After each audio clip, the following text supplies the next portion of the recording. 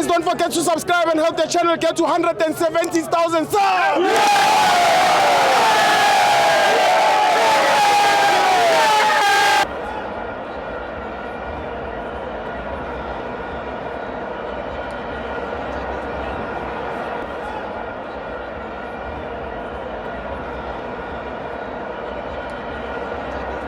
Welcome to my friends on TV. It's the African Cup of Nations. Bafana 3, Zimbabwe 2. I'm joined by Bito. Sure, Stivo. Sharp, yeah. Yeah, sure. Yeah, game, a short, beautiful game of football to watch on a Monday afternoon. Yes. Zimbabwe and I busy myself. Yes. But it's in a good misala to Bogu over because we the game be fantasy win. Yes. Whether we like it or not. Yeah.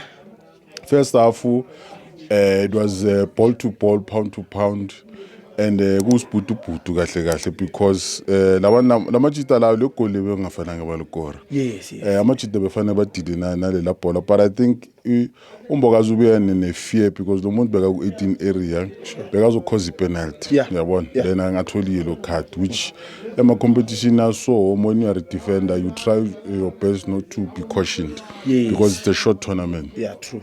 Yeah, but sibonile ukuthi okay in the first half into efanele siyenze. In fact coach wethu was smart by ufaka uObasi and once afaka uObasi game ya change. Yaba esidini lethu and then we could play. But leza sezim nazo bezizimisele and they wanted to actually win. Mawabheka bebadlalela iwin. Bebadlala 3-5-2 if I'm not mistaken, which beba overload the midfielder, but masiphethe ibhola beba reverta badlala 4-4-2 because manje uDenzwane bekwazi ukubuyela emuva yomark space whereby uMuremi fubo umbhekile uMuremi could not play his normal game because bebamvala no police, but they ended up bayenzani bakwazi ukuthi babuye wa police kahle uyokwazi ukubuya azodlala ku10 number 10 I exploit but bona bebangamboni because ngithi bebazama ukuvala ama wings because bayazi ukuthi South Africa if asikwazi ukudlala ama long balls sidlala ngama wings and then ku center uRentuzana uzamile guys bathu bani master chef because amabhola amaningi bewakwazi kwabamba wa protector abusele emuva sikwazi ukuqalela phansi sikhuphuke sephambili but overall game for I be game emnandi mina ngienjoyile and I think going forward kukhona into ezenzeka the only thing nje fanele sikhuzeni emafenzini mele si opinion umuntu mele si yazi opinion into enjani into ecabanga huwe but mele moyikhipha futhi ucabange ube respectful to the next person ungakhulumi nje just because ufuna ukubona or ufuna icloud. It's very dangerous because manje u affect abantu abaningi and ama platform afana nala mele siwasebenzise for just information no opinion yakho because ngesikhathi asikhuluma ama facts sikhuluma ama opinion but mele sazi ukuthi if I'm saying something to the public out there ngikhuluma into engiyibonayo ukuthi engeke izilimaza omunye umuntu because it's an opinion, it's not fact.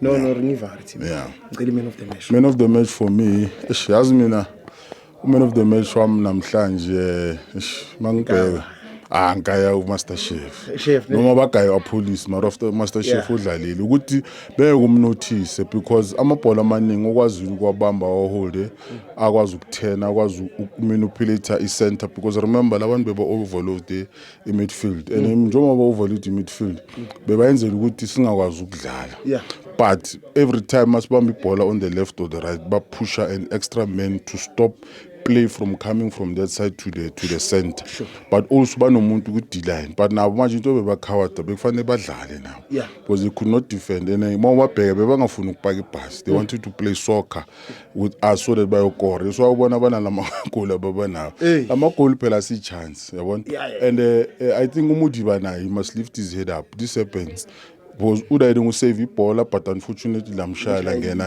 labuyele phaleni so it happens in football. Let him lift his head up but I think because he's a professional he lift his head up and then aqhubeke then kula 16 bayenze sure ukuthi bamfake bangamhlalisa ebenchini unless injured so that the confidence yakhe engayiphula umoya bangamphula umoya I thank you team yeah sure I thank you.